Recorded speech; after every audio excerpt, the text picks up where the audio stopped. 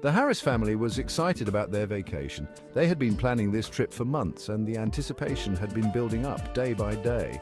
Mom, Dad, 10-year-old Billy, and even grumpy teenage Jessica couldn't wait to reach the beach. They had packed everything they needed for a perfect getaway: swimsuits, sunscreen, and a cooler full of snacks. They had been driving all day. The sun was beginning to set, casting a golden hue over the landscape. The excitement was starting to wear off, and fatigue was setting in. Dad decided to take a shortcut. He had heard about this route from a friend who claimed it was a hidden gem, a way to avoid the usual traffic and save precious time. He turned onto a narrow road that cut through the dark woods. The trees loomed overhead, their branches forming a canopy that blocked out the remaining light. "It will save us hours," he promised. His voice was confident, but there was a hint of uncertainty in his eyes. Billy was excited. The idea of an adventure thrilled him. He pressed his face against the window, trying to catch a glimpse of any wildlife that might be lurking in the shadows. He had never been on this road before. Jessica groaned as she was less enthusiastic about the detour. The unfamiliar road made her uneasy. She just wanted to get to the hotel and text her friends. Mum smiled nervously. She trusted her husband, but couldn't shake off a feeling of apprehension. "Are you sure this is the right way, honey?" she asked. Her voice was soft, but the concern was evident. "Of course it is." He tried to sound reassuring, but the narrow, winding road was starting to make him second-guess his decision. "Don't worry, we'll be at the beach in no time." He forced a smile, hoping to lift the spirits of his family. The car continued to navigate the twists and turns of the forest road, the sense of adventure mingling with a touch of uncertainty. The woods grew thicker as they drove. The sunlight faded. The car's headlights cut through the growing darkness. Strange shadows seemed to dance in the trees. Billy pressed his face against the window. He imagined strange creatures hiding in the shadows. "This place is creepy," he muttered. Jessica shivered. "This place is creepy," she muttered. "It's just a road, honey," she said. Dad kept driving, his eyes glued to the road. He could have sworn he saw a figure standing in the distance, but when he blinked, it was gone. The wind picked up. It howled like a wolf through the trees. Leaves swirled across the road. The car's headlights flickered.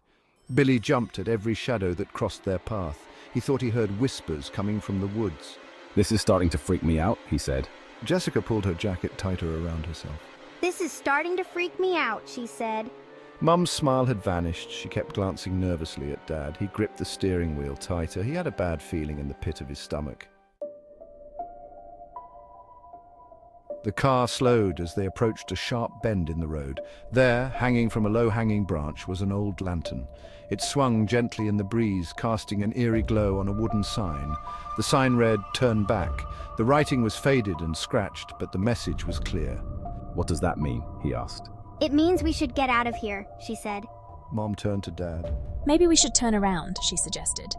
Dad hesitated. He didn't want to admit he had made a mistake. "We're almost there. We'll just keep going." The car sputtered. The engine coughed. Then it died completely. The headlights went dark, plunging them into absolute darkness. The only sound was the howling wind and the beating of their hearts.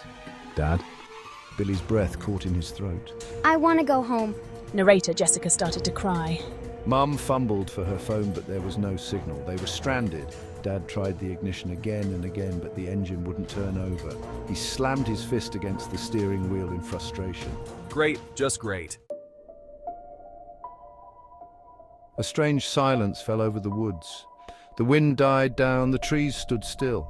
Even the leaves stopped rustling. It was the kind of silence that pressed in on them, suffocating them. Billy held his breath, afraid to break the silence. Jessica's sobs turned into quiet whimpers. Mum's hand trembled as she clutched Dad's arm.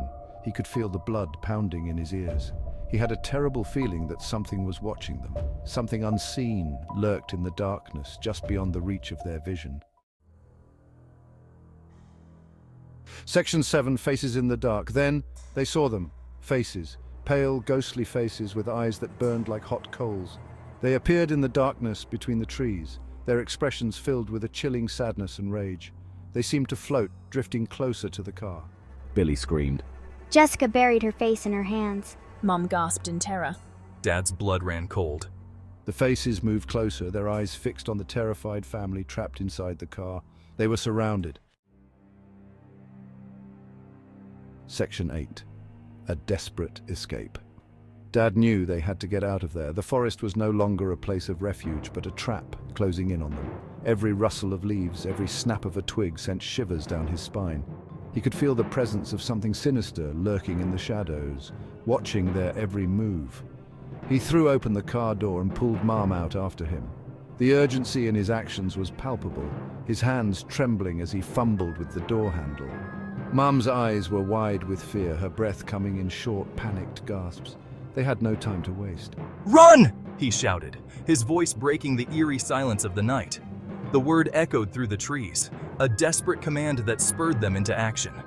He yelled, grabbing Billy's hand. The boy's small fingers clutched his father's hand tightly, his eyes wide with terror. They had to keep moving, had to stay ahead of whatever was chasing them. They sprinted down the road, the ghostly faces in hot pursuit. The apparitions seemed to float above the ground, their hollow eyes fixed on the fleeing family. The air was thick with the sound of their mournful wails, a haunting melody that urged the family to run faster. Jessica hesitated for a moment, paralyzed by fear. Her feet felt like they were glued to the ground, her mind racing with thoughts of what might happen if she didn't move. The shadows seemed to close in around her, the darkness pressing down like a weight on her chest. Then, with a scream, she bolted after her family, her legs pumped furiously, her heart pounding in her chest. She could hear the whispers of the forest, the rustling of leaves that seemed to mock her fear. The woods seemed to press in on them, the trees reaching out with gnarled branches like skeletal fingers. The path ahead was barely visible, the moonlight casting eerie shadows that danced and flickered in the corners of their vision. The ghostly figures glided effortlessly through the undergrowth, their mournful cries echoing through the night. They moved with an otherworldly grace, their translucent forms barely disturbing the foliage as they passed. The family didn't dare to look back. The fear of what they might see kept their eyes fixed on the path ahead. They could feel the cold breath of the apparitions on their necks, the chill seeping into their bones. They ran until their lungs burned and their legs screamed for mercy. Every step was a battle against exhaustion, every breath a struggle to keep going. But they couldn't stop, not now. The safety of the open road was just ahead, and they had to reach it before the darkness claimed them. Section 9. Forever Haunted. They finally stumbled out of the woods, blinking in the sudden glare of headlights. A truck driver, his face a mask of concern, rushed to their aid. He took them to the nearest town where they contacted the authorities. The police searched the woods, but they found no sign of the ghostly figures, no trace of the abandoned car. The Harris family never fully recovered from their experience. They were haunted by nightmares, their nights filled with the chilling memory of ghostly faces and mournful cries. They knew, deep down, that they had been lucky to escape with their lives. Section 10. The Shadow Road remains. The old dirt road still cuts through the heart of the woods, a path that has seen countless seasons change, yet remains untouched by time. It stands as a constant reminder of the horrors that lurk within, a place where the line between reality and nightmare blurs. Locals avoid it at all costs, their fear rooted in generations of whispered tales and chilling encounters. They speak in hushed tones of those who dared to travel its length and were never seen again, their fates sealed by the shadows that dwell there. The Shadow Road, as it has come to be known, remains a place of fear and mystery, a forbidden passage that tempts the curious and the brave. The Harris family story serves as a chilling warning to any who might consider taking a shortcut through those woods. One fateful evening, they ventured onto the road seeking a quicker route home. As the sun dipped below the horizon, the forest seemed to come alive with whispers and unseen eyes. They never made it out, their car found abandoned, doors ajar, but no trace of the family. Some roads, it seems, are best left untraveled.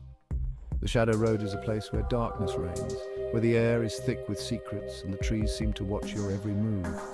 And some secrets are better left undisturbed. The road remains, a silent sentinel to the unknown, a place where the past and present intertwine, and where the brave or foolish may find more than they bargained for.